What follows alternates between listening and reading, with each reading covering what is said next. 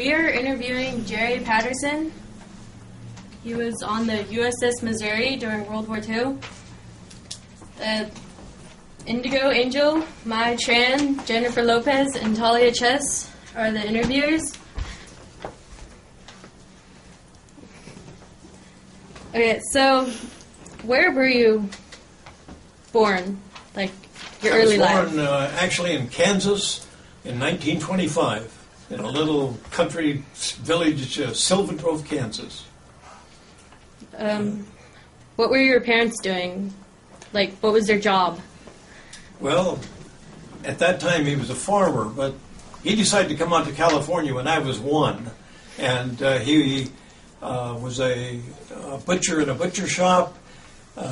He drove a bread truck, and when I was in the service, he was driving a taxi cab in Long Beach, California.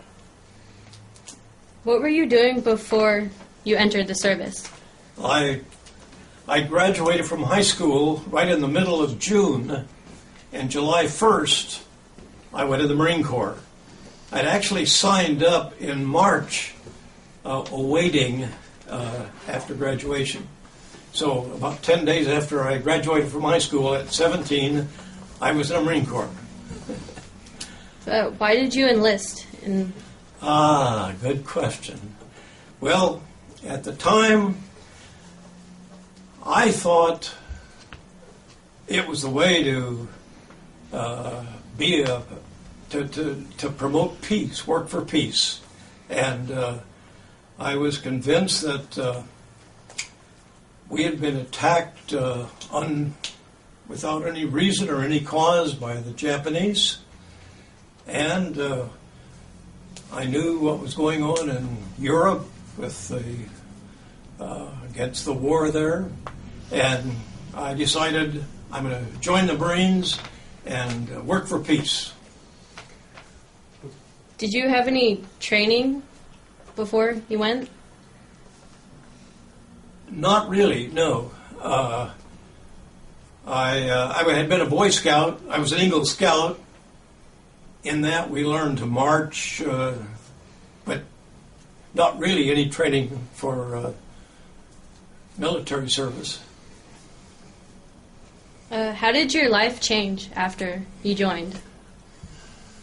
Well, first of all, it was the first time I was permanently away from home and cut off from family, from school, and so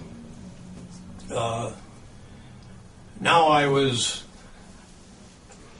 under the discipline of saying yes sir and no sir to everybody that commanded me to do something.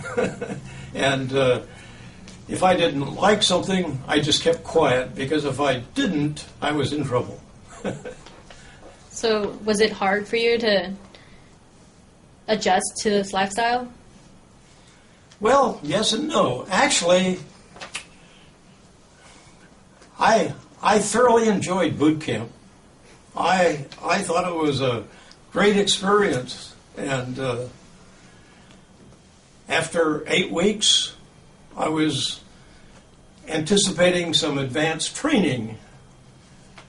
But after coming back to Pendleton, California, for advanced training, we were there 2 days, and they announced that they were short of Marines and we would be shipping out in the morning. And the next morning we took off.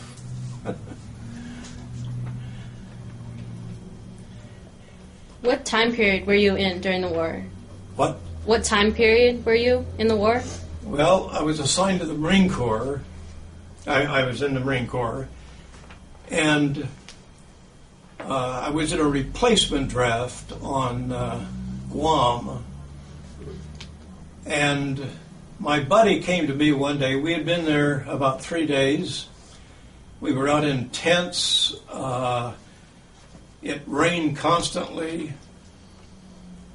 The mud was red mud every place you went. And my buddy came to me and said, he happened to be, he had been an All-American football player at U.S.S. Don Burnside. Don Dahl was his name at that time. And he said, they've asked me that I could be assigned to Marine sea duty, and they want another person.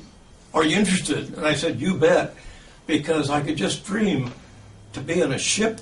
It's dry, you can take a shower, and so on. And so I accepted, and to my surprise, it was the U.S.S. Missouri. Now, at that time, I didn't know much about it, but that was the newest battleship in the Pacific Fleet, and before long, it was the ship in which the peace surrender ceremony was signed in Tokyo Bay on September 2nd, 1945. And I'll tell you more about that later. So while you were on the ship, were you involved in the Iwo Jima battle or the Okinawa battles?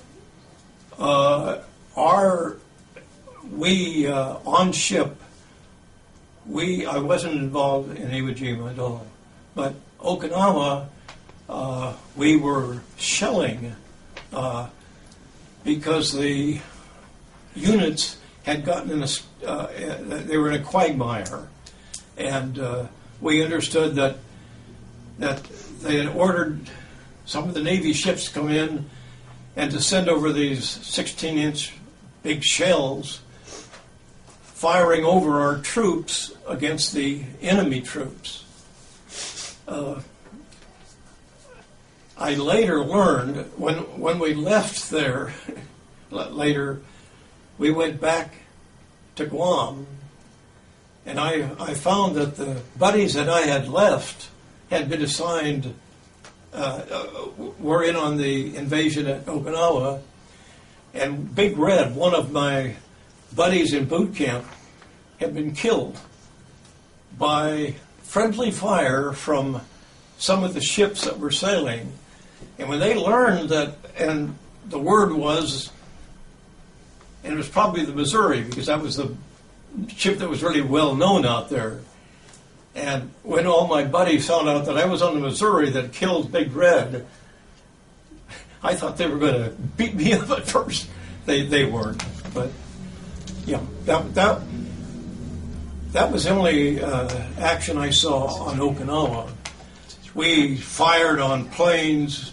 One airplane came in and crashed into this 5-inch turret that was about 20 feet from where my gun was. So how did you feel about knowing that you killed one of your friends? Or did it change anything, like your perspective on war?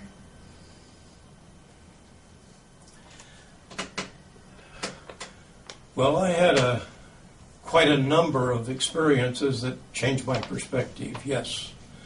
I can't say that I was immediately involved in a death of anyone. We fired at planes. Some of them were hit, went down. Frankly, a 35 millimeter gun is so small, it probably didn't do much of the damage. But I had some other experiences that very, very strongly impressed me about war. Shall I mention some of those? Yeah. Well, first of all, I found that war does something to the soldier themselves, the sailor, the Marine, the person.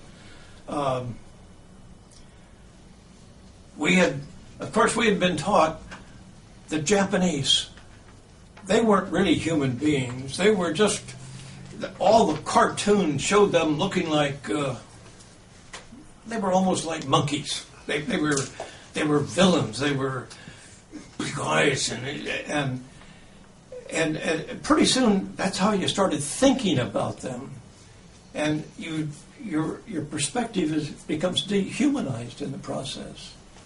But it's not only the Japanese. One of the experiences, we had been down in the Philippines and on the Leyte area.